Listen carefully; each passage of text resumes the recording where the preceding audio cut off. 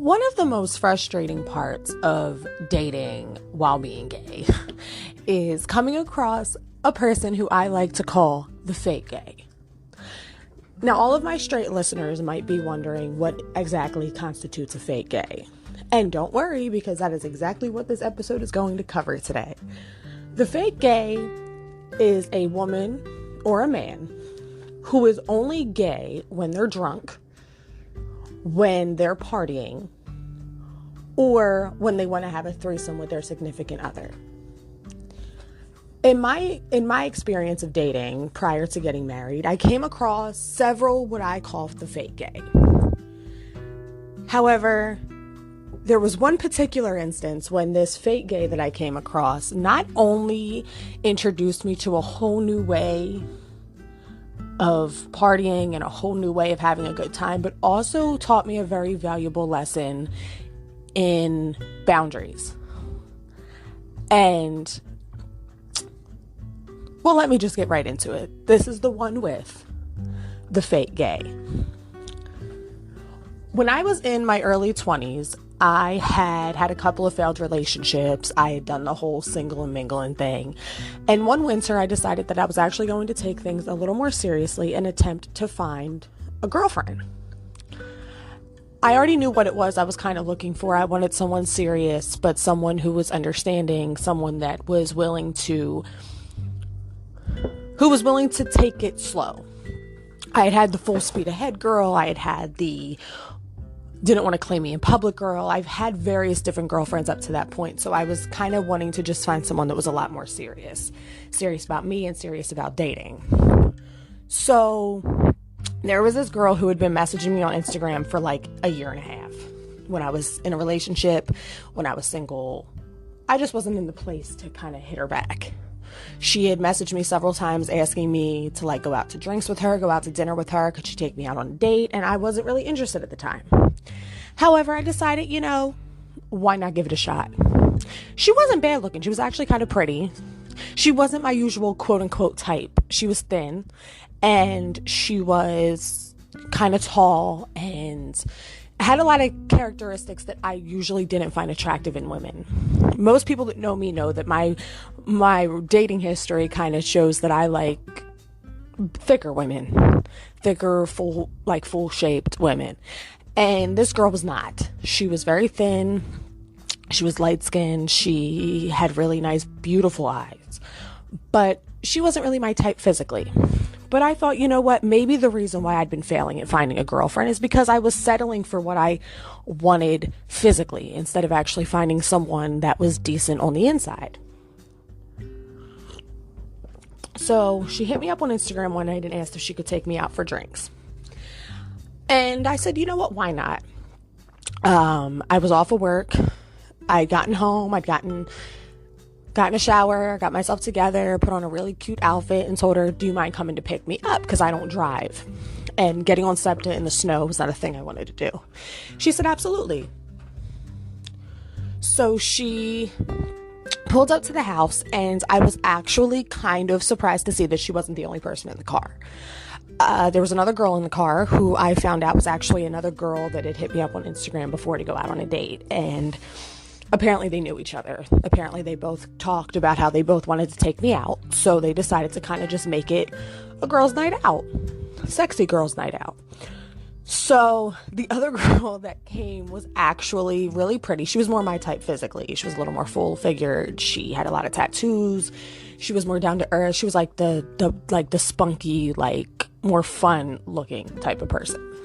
Not to say that the other girl wasn't. The other girl was very fun looking. She was one of them girls that wore lingerie and then jeans or some type of pant on top of the lingerie when she went out somewhere in like the cute heels. Meanwhile, the other more spunky girl was kind of dressed like me. She had on like tights, nice leather jacket, but she was tatted, and I have a thing for tatted women. Don't ask me why. So anyway, I get in the car with them and we start driving towards this bar. They ask if I want to do a shot to kind of pregame because they'd been drinking for a couple hours before they picked me up. So I did a shot, and we were just talking. They were both talking about how they both found me really attractive and they thought maybe, all three of us could have some fun together. Mind you, I was trying to be a lot more serious about the women that I dated and the women that I went out with. But, that other part of me, my left mind was like, these girls definitely want to hook up. And they're literally throwing themselves at you. Like, how are you actually going to turn this down? My right mind said, however, you are trying to be more serious. Like, you're trying to find a wifey. Like, you're not trying to do the easy, fun sex anymore. Like, you want a relationship. So while my two minds battled each other out on whether or not I was actually going to go through with what these women were suggesting, we get to the restaurant. And it was nice. It was a nice little Jamaican spot. I never personally been there before, but I had heard from different friends and all that the food was good. I had already texted two of my closest friends and let them know where I was and the license plate and all that other stuff, because better safe than sorry. And we sit down, we order our drinks, and we just start to talk. See if we can kind of, feel each other out. Now, all in all, the night was actually a lot of fun. We did shots, we talked, we got to know each other. It was actually a great time. They were both really nice, sweet girls. They were both, really funny and really down to earth. And it didn't help that they were beautiful.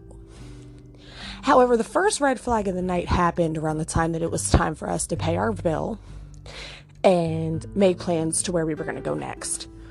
It was still kind of early, and I really wasn't ready to go home. And the girls were both kind of, trying to make the night last longer. But the bill came.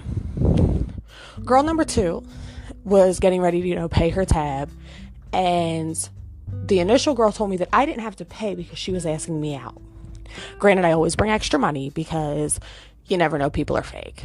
So I was getting ready to pay my tab because she didn't really seem to be moving with a purpose. Then I realized that she didn't have any money. Sis didn't have the funds to pay for her tab, let alone mine. Then I noticed that she started talking to these guys that walked in and was trying to convince them to pay for our drinks. I told her it was fine, like I could totally pay for my own. And she said, no, like I asked you out. And the guys were like, trying to flirt with us, trying to pick us up. And I was just not. I said, I'm gonna just pay my things and it's fine. So she all of a sudden lands this big unnecessary kiss on me in front of the entire restaurant. And was all extra with it, all, tongue in and all that kind of stuff. And I realized she was trying to put on a show so that the guys would pay for our drinks. That was the first red flag.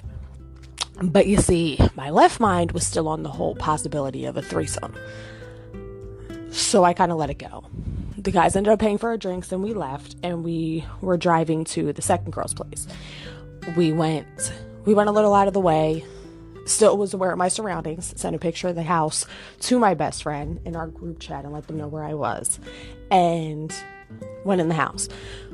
We were still drinking, having shots and all that. I was still coherent because I didn't really know my surroundings. I didn't know these girls. And then we're all fooling around. We're watching TV. We're doing shots. We're talking. We're whatever. And then they both just start kissing on me. On my neck, on my mouth.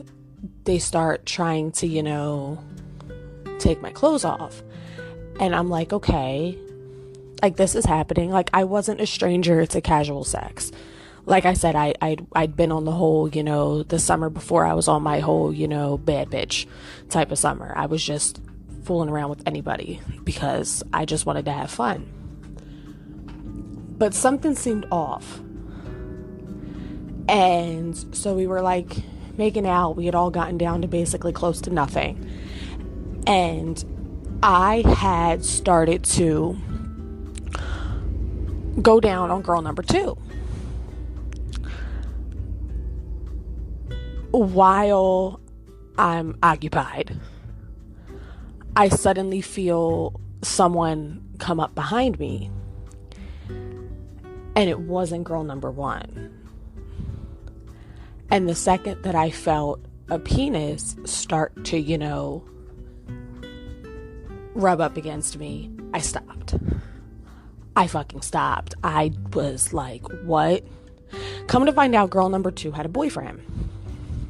And he had come home and found his girlfriend and her friend having a threesome with what he considered the most exotic creature he'd ever met, a white girl. So he decided he was going to take his pants off and just go for it. I was drunk, but I wasn't that drunk, and I immediately stopped, and I said, I'm leaving. I didn't know where I was exactly, but I said, I'm leaving. I said, no, like, I don't do that. Like, I don't get down like that. So both girls were like apologizing. They said, oh my God, like they didn't want to like offend me or anything. And the other girl was like, yeah, well, like my man, like he likes to watch sometimes, or he likes to get down too. And I said, yeah, but that was never mentioned to me. I know it's going to sound like an oxymoron, but I was not the type of girl that had casual sex with men. I didn't mind having casual sex with women, but I was not comfortable having sex with men. I was not. And especially not in a situation like that where I don't know anybody. If you listen to previous episodes, you know that the men that I did have sex with, I knew on some level. I had some form of a prior relationship or friendship with them. I didn't have sex with strange men. So I was freaked out and I said I wanted to leave.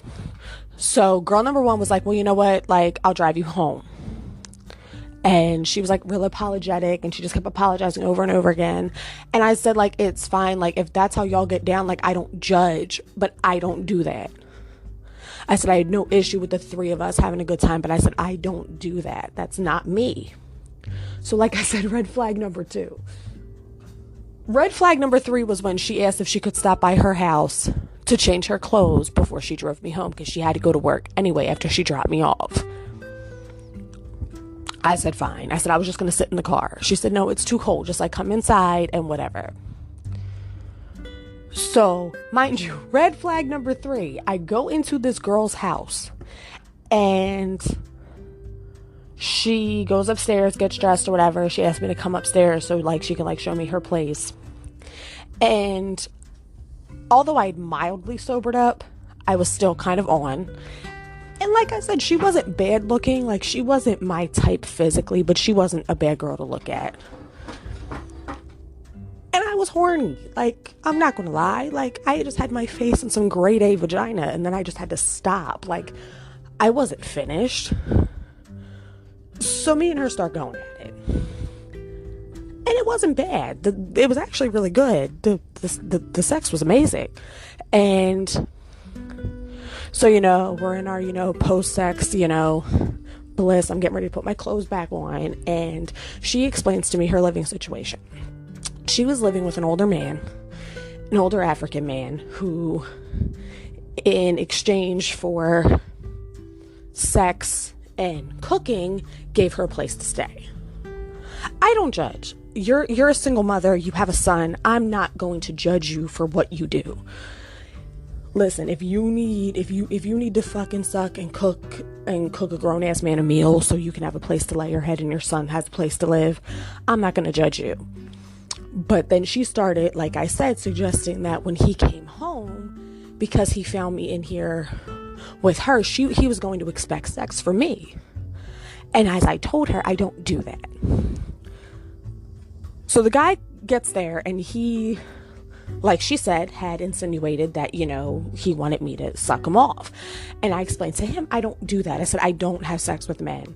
I said, I don't. I said, like, it's been fun. It's been real. But I immediately felt unsafe. I immediately felt like an episode of SVU. So I ran out. I literally ran out. It was about 2:00 in the morning, and I ordered myself an Uber. And I just got in the Uber and went home. Now, like I said, those were 3 red flags. And I was not, under any circumstances, intending on ever speaking to her again. Because I feel like you played me. You came on to me as this gay woman that wanted to go out on a date and get to know me. And it turns out that you're actually a straight woman that just gets down with vagina as an excuse to fuck guys or as a way for guys to pay your way when you go somewhere, and I was not for it. So 3 red flags, I was done. Fast forward about 2 months. I was at work and I get a message in my DMs and it's from her. And she said that she wanted to apologize for her actions and how she did me. And she said that she wanted to take me out on a real date and apologize. She said that, although she considered herself a straight woman, there was a part of her that wasn't satisfied with men, and she wanted a girlfriend.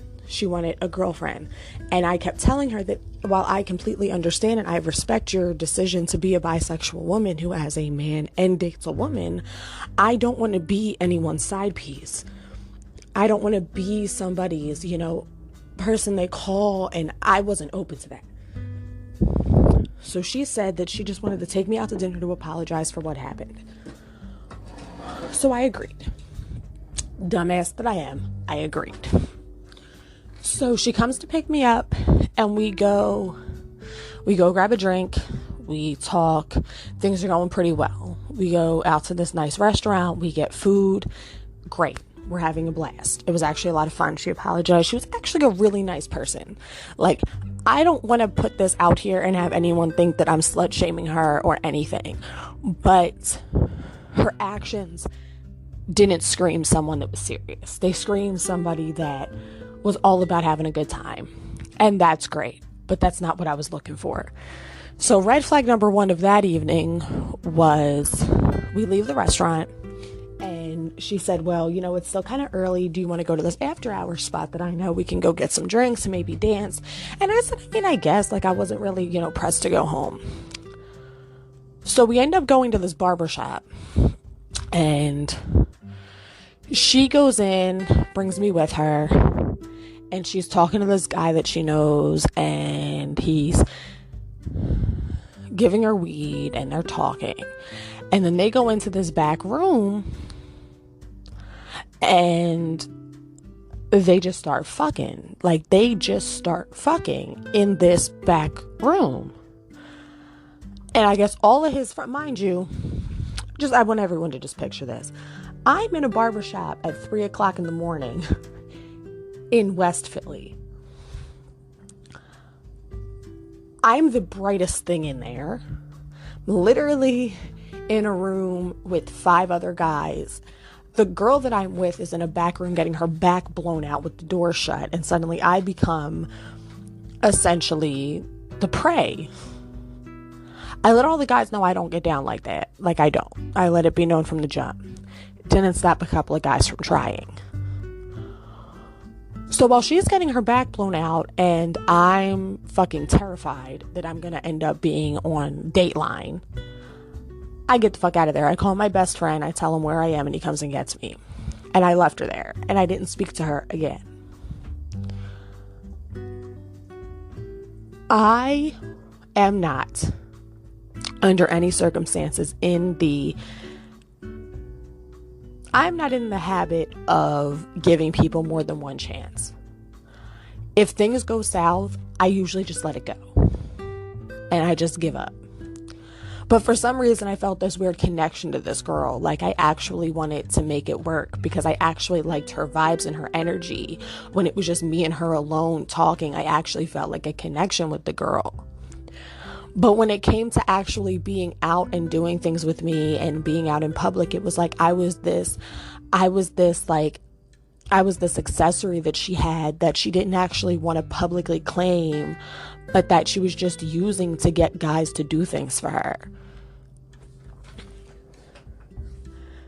So fast forward about 3 years, I had just started dating my now wife. And the girl had hit me up on Instagram and wanted to know if me and my wife were interested in having a threesome. She had left the guy that she was with. She was more free. She was single. And she said that she really wanted an opportunity to kind of, make things right with me. And she said, my wife was beautiful. So she wanted to have some fun. At the time, me and my wife were, in fact, searching for something of that nature. So we agreed to talk to her and get to know her a little bit more. And things just went very south. Things didn't work out the way we wanted to. And I actually am kind of glad that they didn't. To me, I don't judge anyone for their sexual orientation. To me, I feel like it makes me a hypocrite. However, in this instance, this woman that I was attempting to be with was not who she said she was. And there were several red flags that kind of showed themselves. And because I'm naive and a dumbass, I let them fly. I put myself in danger several times with this girl because I wanted to see if she was actually who she said she was. And it turned out that she wasn't. And while I'm never going to judge anyone for being who they are, I had to realize at that point in time that it was not for me. I am not the type of woman that wants to go out and have to behave like a porno in order to get a guy to buy me a drink. For all that, I just won't go out. I feel like I shouldn't have to get my back blown out by a man just because his girlfriend wants me to eat her box. I just feel like if you're bisexual and if you're in a relationship with a man and you want to fool around with a woman, it needs to be something that all three parties are told. It can't be a situation where you have a gay woman in your apartment going down on you and your boyfriend thinks that gives him right to fuck her too. I will never judge any couple for how they choose to live their life. I will never judge any woman for how she chooses to live her life. But if it's going to put me in danger, I had to put a stop to it. I had to put boundaries in place when it came to certain people. And in doing this and having this situation with her over the course of several months, I realized that I needed to put more boundaries in place for myself. When I would go out with women and they would tell me their sexual orientation, I would make sure from the jump that I knew every piece of information before I was even alone with them, before there was even an opportunity for something negative to happen. I have bisexual friends, I have straight friends, and I have no problem with those things. I don't want this to be a bisexual bashing episode. However, my safety is never up for discussion.